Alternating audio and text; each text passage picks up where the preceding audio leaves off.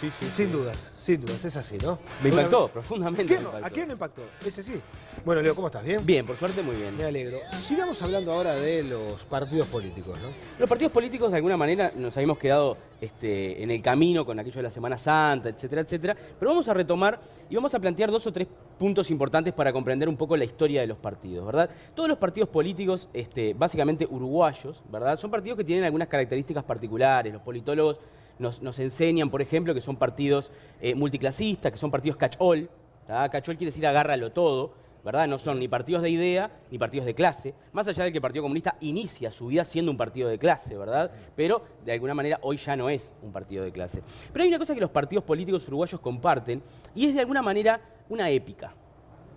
Y la épica está relacionada directamente con la historia, ¿no? ¿De qué se trata eso? ¿De qué se trata? Se trata de un hecho histórico, un mito, una leyenda, ¿verdad? Que de alguna manera baña de heroicidad al partido político. Estás hablando de todos los partidos políticos uruguayos. Claro, podemos discutir largo y tendido el Partido Independiente, por ejemplo. Bueno, claro, ¿verdad? lo que pasa es que es el más reciente en todo caso en cuanto a su formación. Exactamente, es un partido más chico, es un partido más nuevo, es un partido que es una decisión de 2 partidos, básicamente.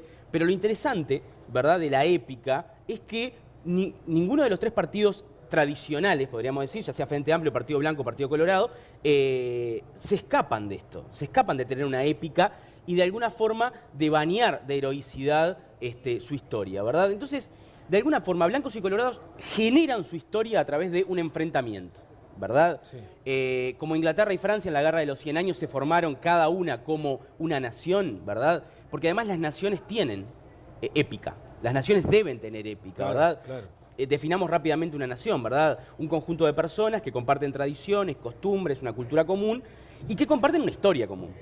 Y esa historia, de alguna manera providencial, está bañada de mitos. Una nación puede compartir, recordemos, idioma o religión, pero no es necesario. Claro. Tampoco Bueno. es necesario que tenga un territorio, recordemos también, ¿verdad? También. Pero entonces, de la misma forma que las naciones, las naciones tienen la particularidad que todas las naciones nacen en contraposición a otra nación. Claro. Por eso nosotros nacimos en contraposición a la Argentina. Pero la Argentina no nace en contraposición a nosotros, ¿no? Entonces, no me acuerdo quién es que decía, la historia del Uruguay y la Argentina es una historia de amor y odio. Nosotros los odiamos y ellos nos aman, ¿no? Una cosa Sí. así. Pero en realidad, en lo que tiene que ver con los partidos, pasa lo mismo, ¿no? Hay una heroicidad. Y siempre vinculado a un héroe.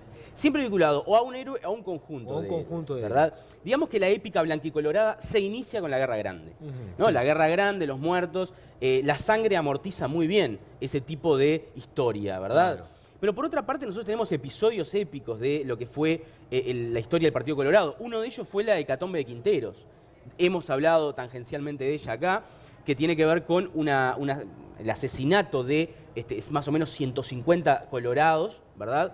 No fueron necesariamente los blancos, de hecho fueron otros colorados quienes los ajusticiaron, porque el presidente Gabriel Pereira Sí. era colorado, Anacleto Medina, que era el general, también era colorado, pero de alguna manera, a los ojos de la historia, fue visto como una matanza de blancos a colorados, ¿verdad? Las calles de acá están llenas de esos héroes colorados, como César Díaz, como Manuel Freitas, o sea, como otros tantos, ¿verdad? Pero esa hecatombe de Quinteros, no es casualidad que se cumplieron, fue en 1858, se cumplieron unos cuantos años, este año, el 2014, y los colorados hicieron un gigantesco acto en el cual habló Pedro Bordaberry. Claro. Entonces, ¿qué estaban haciendo? Estaban de alguna manera apuntalando la historia, en un momento en el cual el Partido Colorado se encuentra bastante complicado desde el punto de vista electoral.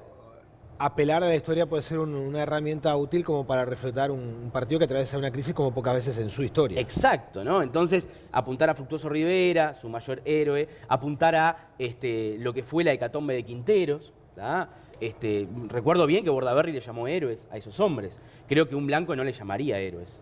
Claro. Creo que el 80% de la población uruguaya no le llamaría héroes. Pero bueno, son visiones.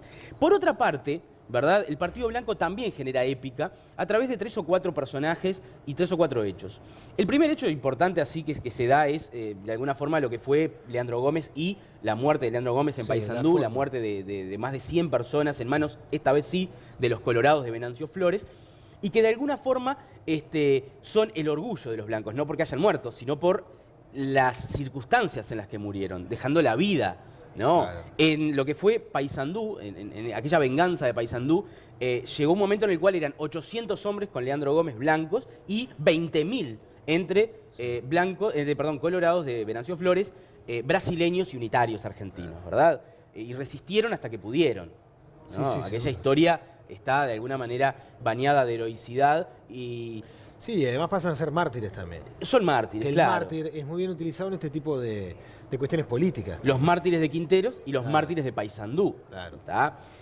Por otra parte, obviamente que personajes como Timoteo Aparicio y Aparicio Saravia forman parte integral de lo que es la épica del Partido Blanco, un partido que de alguna manera estuvo fuera del poder hasta el año 1958.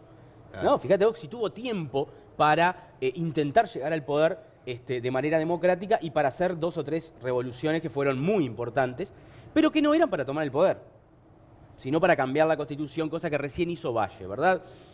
Valle y Ordóñez también es épica colorada. Eso te iba a preguntar, porque con el paso de los años puede aparecer una figura que refuerce la épica o en todo caso hasta la modifique. Puede pasar, puede pasar. En el caso de Valle y Ordóñez es clarito, porque Valle y Ordóñez era un político, era un hombre civil, era un hombre de sobre todo, nada tenía que ver con las luchas, pero en 1904 tiene que defenderse del levantamiento de Aparicio Saravia, un levantamiento de los más grandes de la historia del Uruguay, en 1904, una revolución que va de enero a septiembre, en la cual 30.000 colorados enfrentaron a más de 15.000 blancos. El Uruguay estuvo en guerra durante Sí. todos esos meses, y ahí es donde gana la épica también Valle y Ordóñez. ¿Tá? Claro. Gana esa épica heroica de haber vencido a Aparicio Saravia. ¿Tá? Pero sí, suele pasar que con el tiempo se va generando. Pensemos en el Frente Amplio. Exactamente, porque es más reciente. Es incluso. más reciente, ¿verdad? 1971. Y el Frente Amplio, los historiadores del Frente Amplio son historiadores revisionistas y tomaron de alguna forma lo que fue la épica blanca, ¿tá?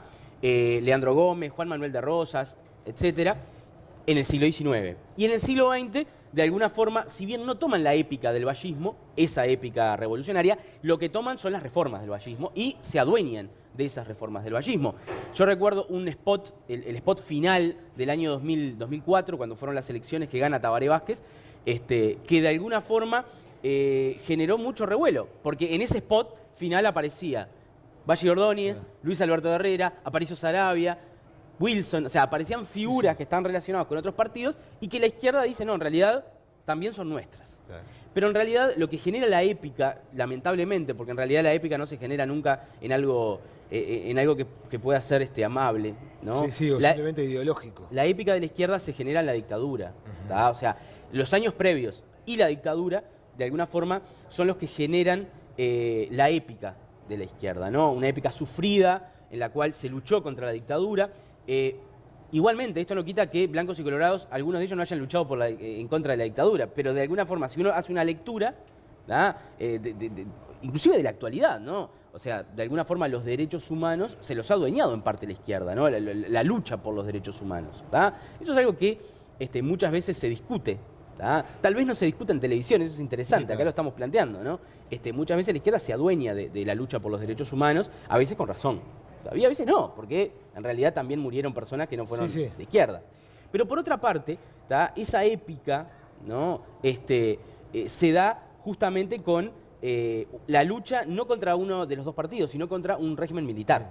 Que si bien quien dio el golpe de Estado era Colorado, como Juan María Bordaberry, los militares toman el poder después del 76 Sí, y se lo adueñan, Sí, ¿verdad? Entonces, siempre se precisa esa épica y los partidos van formando esa épica. Y en el caso de los partidos tradicionales uruguayos, es muy fuerte. Te pregunto, por ejemplo, casos como los de Wilson Ferreira, el general Liber Seregni, ¿puede ser que se formen parte del sostén de esa épica de cada partido? Y bueno, justamente, cuando más avanzamos hacia el presente, Wilson Ferreira, por ejemplo, Digo porque también de cierta forma, si bien no fueron asesinados, uno estuvo en el exilio, volvió y estuvo recluido, el otro estuvo preso también unos cuantos años, o sea, también pasan a ser de cierta forma víctimas de lo que fue el régimen que estábamos viviendo. justamente, Wilson se convierte en los años de dictadura en un ícono, ¿tá? De la lucha por la libertad en Uruguay estando afuera. ¿Tá? Por eso digo que la épica no debería ser solo de izquierda. porque de alguna manera, si bien se lo tildaba de izquierda, obviamente, a Wilson por alguna de sus ideas, formaba parte del Partido Blanco. Era blanco. Punto, ¿no? Viva el Partido Nacional. Exacto. Entonces, de alguna forma, Wilson también forma parte de esa épica y Líber Sereni ni que hablar, un hombre que pasó 12 años preso. Por eso. Justamente siendo militar. ¿No? Hubo un grupo de militares constitucionalistas que dijeron, no estamos de acuerdo con esto, y bueno, la mayoría fueron presos y otros se tuvieron que exiliar. Entonces, de alguna forma, tal vez sea momento de rever un poco la historia reciente en ese sentido, ¿no? Siempre digo que yo creo que se debe dar historia reciente. Yo estoy convencido de que la historia reciente debe formar parte de nuestro currículum, pero creo que tenemos que reverla, ¿no? La teoría de los dos demonios no va más, ¿no? En realidad, y creo que las generaciones nuevas de historiadores están para eso, ¿no? A mí siempre me dicen, cuando yo hablo de estos temas, me dicen, ¿y vos qué hablás si no lo viviste? Y yo digo, justamente porque no lo viví puedo hablar. Justamente porque no lo viví puedo hablar. Porque si lo hubiera vivido, tendría una imagen, como si fuera un caballo, una imagen totalmente subjetiva y personal de lo que sucedió. De los hechos. De los hechos. Mientras que, de alguna manera, los historiadores lo que intentan hacer, ¿qué es tomar intersubjetividades y comprender un proceso. Y darte un abanico de posibilidades o de información para que vos después decodifiques y formes tus conceptos. Exactamente. Bueno, la verdad, interesantísimo, ¿no? Esto de la épica de los partidos. Insisto, para mí también es reciente, si bien se da desde el surgimiento mismo de los partidos, se van dando hechos o situaciones que lo hacen también de actualidad o de la historia reciente, como decías, Leo. Porque mira, Pepe Rila, José Rila, uno de los mejores historiadores que tiene este país, tiene un libro que se llama La actualidad del pasado, lo recomiendo altamente. Y entonces, ¿qué es la actualidad del pasado? Es cuando los partidos políticos lo hacen su relectura del pasado y lo utilizan como catapulta para el presente, ¿no? Entonces recuerdo ahora a Bordaberry hablando en el tema de los mártires de Quinteros, cuando dijo, ¿no? Estos mártires vivieron una situación en el partido peor que la nuestra. Claro. Tratando de catapultarse para adelante. Seguro. Leo, muchísimas gracias por tu aporte de cada viernes. La verdad que este paseo que hacemos por la historia uruguaya a mí me encanta, y sobre todo también a los televidentes por la devolución que nos hacen cada día que venís. Muchas gracias, Leo. Gracias. Muy amable.